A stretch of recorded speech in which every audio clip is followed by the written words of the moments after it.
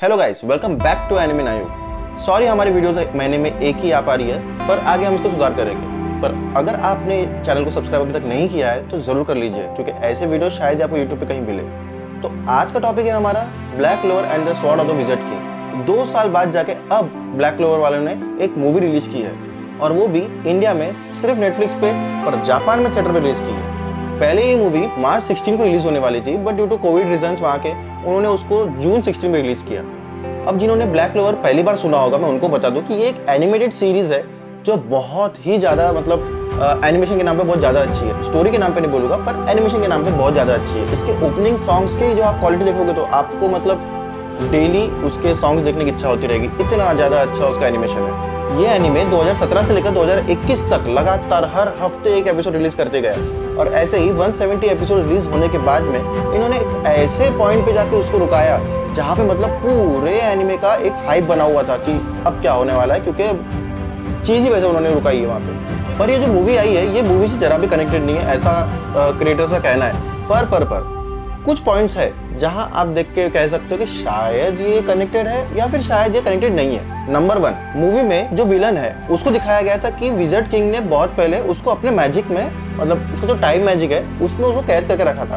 पर जब अपने सीरीज के एंडिंग वाले जो सेशन था उसमें जो दिखाया था कि जब एल्फ वर्सेस विज़र्ड किंग हुआ था, और उस लड़ाई में जो विज़र्ड किंग का डिस्ट्रैक्शन हुआ था अपने मतलब चीज़ों को लेके, उस टाइम पे वो विलन वहां से आज़ाद हो गया था। ऐसा मूवी में भी दिखाया है क्लियर, पर ये तो हुआ था एनिमे के सीरीज में और उसको कनेक्ट किया है उन्होंने मूवीज में। और नंबर 2, जब एल्फ और विज़र्ड किंग की जब लड़ाई हुई थी तो पहले दिखाया गया कि विज़र्ड किंग मर गया है, पर जब कुछ दिनों के बाद में जो वो कैप्सूल था, टाइम कैप्सूल, वहां से जब वो निकल के वापस आया तो वो एक बच्चा बन के वापस आया था। मतलब उसको कुछ मैजिक था जिससे वो वापस आया था। अभी मैंने बहुत पहले देखा था वो एनिमे, तो थोड़ा बहुत है, पर हाँ वो एक बच्चा बनके वापस आया था, पर उसको एज अ बच्चा ही दिखाया है मूवी में। मतलब ये 2 पॉइंट्स है जिससे मेरे को लगता है कनेक्टेड है, पर नहीं कनेक्टेड है उसके बहुत सारे पॉइंट्स हैं। जैसे कि सीरीज के जो लास्ट वाले जो एपिसोड्स थे जिसमें यामी और आस्था लड़े थे शायद डांटे से, ठीक है, तो उस पार्ट में जब वो लीबे, जो उसके अंदर एक डेमन है, उससे जब वो हेल्प मांगता है तो लीबे उसका एक हाथ लेके उसकी हेल्प करता है, मतलब पावर एक्सचेंज के लिए कुछ लेता है उससे, तो वो उसका हाथ ले लेता है। तो सीरीज में उसका एक ही हाथ है, पर मूवी में आस्था के दोनों हाथ दिखाए गए थे। नंबर 2, यामी और विलियम, ये दोनों को स्पेड किंगडम के लोगों ने किडनैप कर लिया था। यामी तो आपको मालूम है, और जो विलियम्स था, मतलब जो पेड़ वाली पावर जिसके पास में थी, ये दोनों को किडनैप कर लिया गया था। इसका मतलब वो सीरीज में ही गायब हो गए थे, तो मूवी में वापस कैसे आए? इसका मतलब कि ये कनेक्टेड नहीं भी है और थोड़ी सी कनेक्टेड है भी। अभी आगे जाके क्रिएटर उसको क्या निकालेंगे ये तो अब वक्त ही बताएगा ठाकुर साहब। बाकी बात करते हैं मूवी की, तो मूवी के रिव्यू में तो मैं ये कहूँगा छोटी सी चीज़ कि मूवी की स्टोरी है थोड़ी सी लेम, क्योंकि एक बहुत ही स्ट्रॉन्ग विलन है जिसको कोई नहीं हरा सकता, सिर्फ हराएगा अपना हीरो ही। क्यों? उससे स्ट्रॉन्ग लोग हैं तभी तो वो लोग विज़र्ड किंग उसके गुरु बने ना, पर नहीं, हराएगा कौन? उसका हीरो ही। पर स्टोरी और भी ज़्यादा लेम हो जाती है तब जब अगर आपने सीरीज़ को नहीं देखा है तो, क्योंकि आपको समझ में ही नहीं आएगा वो टाइम पे कि मतलब समझ में तो आ जाएगा एग्जैक्टली कि हीरो कौन है, विलन कौन है, मुद्दा क्या है, मारधाड़ क्यों हो रही है, जीतेगा कौन, हरेगा कौन, सब समझ में आ जाएगा। पर आपको बहुत सी चीज़ें ये समझेगी नहीं कि आस्था को इतनी प्रेफरेंस क्यों मिल रही है।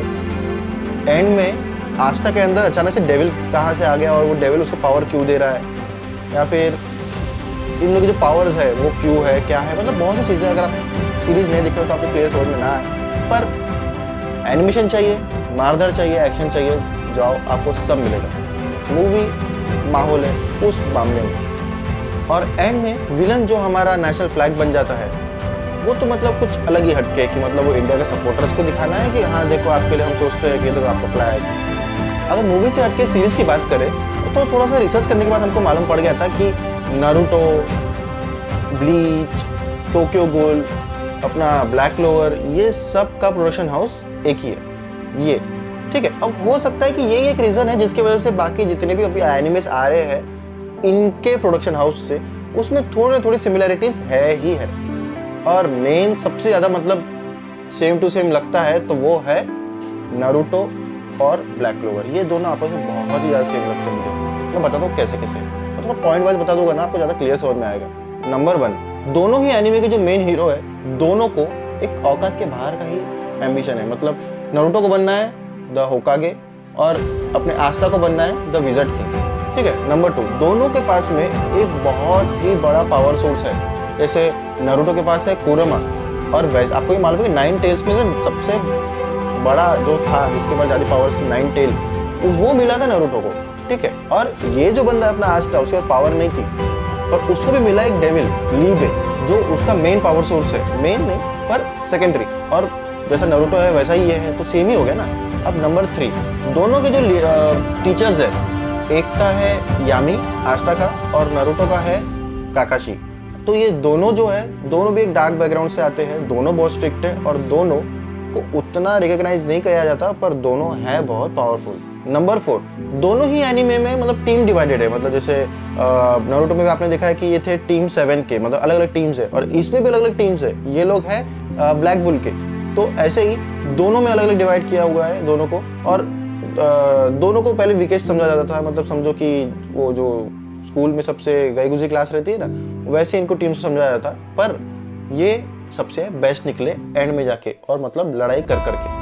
नंबर 6, अभी तक के जो ब्लैक क्लोवर के जो एपिसोड्स रिलीज हुए हैं उसके अकॉर्डिंग मैं बता रहा हूँ कि जैसे नारुतो में आपने देखा है कि अकात्सुकी है, जो एक इविल ऑर्गेनाइजेशन जैसा था, तो इनमें है स्पेड किंगडम के लोग जो है विलन, और ये लोग आके उनको किडनैप करके लेके गए। ये है सीरीज से जो कनेक्टेड है, और भी चीज़ें हैं। और अगर आप इसकी मूवी को कनेक्ट करते हो ये सब चीज़ों से, तो आप देखो कि इसमें जो विलन दिखाया है ब्लैक क्लोवर की मूवी में, उसकी पावर अलग ही है। वो मतलब सब लोगों की जो मैजिक पावर्स है वो उनको भी चुरा सकता है और अपने काम में लगा सकता है। जैसे आपने मूवी में अगर आप देखे हो तो आपको समझ में आ जाएगा कि वो सबके पावर्स चुरा के उसको यूज़ कर रहा है। तो सेम वो चीज़ है माय हीरो एकेडमिया में ऑल फॉर वन की। उसका भी मेन मोटो वही है कि सबके पावर्स चुराओ और अपने काम में लगाओ। तो ये है सिमिलैरिटीज़, और यही सेम चीज़ ब्लीच में भी है, जो 1000 ईयर्स जो अभी लास्ट आई है उसमें।